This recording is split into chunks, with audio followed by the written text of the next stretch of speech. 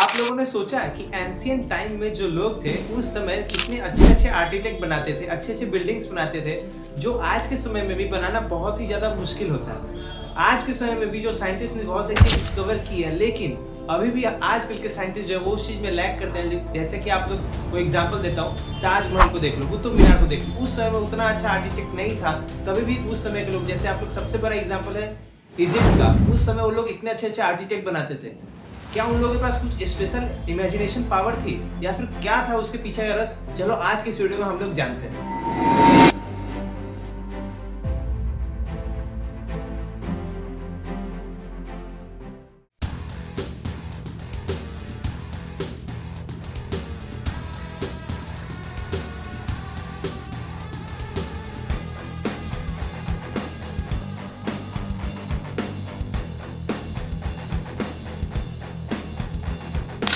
Hello everyone, welcome back to our channel. This is Raj and आज हम लोग जानने वाले हैं कि पिछले के जमाने के जो आर्किटेक्ट थे, वो उस समय के जो लोग थे, उन लोगों के पास क्या ऐसी स्पेशल टेक्नोलॉजी थी जो आज के समय पे भी साइंटिस्ट कंफ्यूज कर रहे हैं और नहीं सोच पा रहे हैं कि उस समय के लोग के पास इतने अच्छे आर्किटेक्ट कैसे थे। चलो एक एग्जाम्पल लेते हैं, ग्रेट पिरामिड्स ऑफ इजिप्ट। अगर उसको आप लोग देखोगे, उसके स्ट्रक्चर को देखोगे, तो उस स्ट्रक्चर में एक भी ऐसा आपको पॉइंट नहीं मिलेगा जो कि अच्छे तरीके से फिट ना हो, जो अच्छे तरीके से असेंबल नहीं किया हो। लेकिन अगर सोच सकते हो कि उस समय में ना कोई अच्छा क्रेन था, ना कोई ऐसी टेक्नोलॉजी थी, तो उस समय बिना क्रेन के, बिना मॉडर्न क्रेन के वो सारी चीजें कैसे पॉसिबल हो पाई। अब दूसरा एग्जांपल लेते हैं जो कि है इंडस वैली सिविलाइजेशन। अगर आप इंडस वैली सिविलाइजेशन यानी कि सिंधु घाटी सभ्यता को देखोगे, तो उसमें इतनी ज्यादा advance drainage system, advance sustainability, advance sanitization, सारी चीजें मतलब उस समय के लिए अल्ट्रा मॉडर्न थी। जो इंडस वैली सिविलाइजेशन का स्ट्रक्चर था वो उस समय में हो ही नहीं सकता था, लेकिन उस समय में भी उन लोगों के समय के लोग ने उसे पॉसिबल करके दिखाया। अब बात करते हैं एस्ट्रोनॉमी पे। एस्ट्रोनॉमी में बात करें तो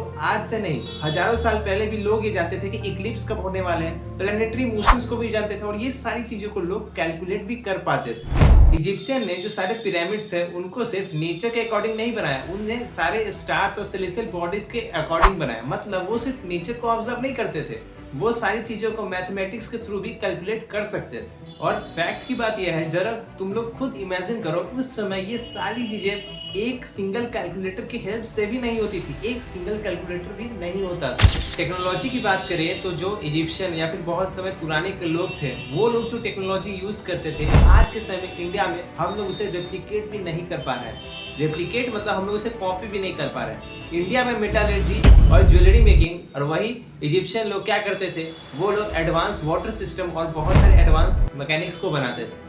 अब बात करते हैं कि लोगों का पॉइंट ऑफ व्यू क्या है इसके ऊपर। अब कुछ लोग ऐसा ही मानते हैं कि ये सारी जो नॉलेज जो पहले के समय में जो लोगों के पास थी, वो सिर्फ ऑब्जर्वेशन से नहीं थी, वो उनके पास पक्का कुछ न कुछ सीक्रेट टेक्निक्स थी। क्योंकि अगर उन लोगों के पास सिर्फ और सिर्फ ऑब्जर्वेशन होता या फिर कुछ लक होता, अगर लक के भरोसे वो लोग बैठे रहते, किस्मत के भरोसे, तो इतना परफेक्शन आना बिल्कुल भी पॉसिबल नहीं होता।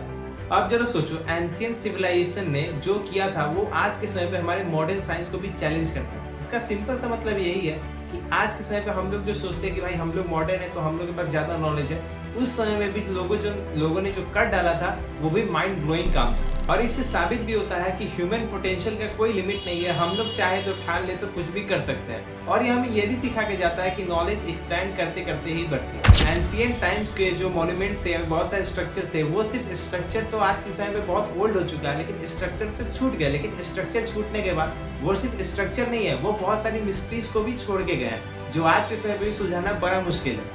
आज के लिए बस इतना ही। आप लोगों को कैसा लगा वीडियो, आप लोग कमेंट में जरूर बताना, और आज का वीडियो आप लोगों को कुछ सिखा के गया है वो भी कमेंट में जरूर बताना। और ये फैक्ट आप लोगों को पहले से पता था तो कमेंट में जरूर यस कमेंट कर देना। और ये वीडियो अच्छा लगा हो तो लाइक से सब्सक्राइब कर देना, अपने दोस्तों को भी वीडियो भेज देना, और उन्हें ही बताना कि एंशियंट इंडिया में ये सब कुछ हुआ था। तब तक के लिए मैं मिलता हूँ किसी और वीडियो में किसी नए टॉपिक के साथ। चैनल को सब्सक्राइब जरूर कर देना। तब तक के लिए थैंक यू वेरी मच।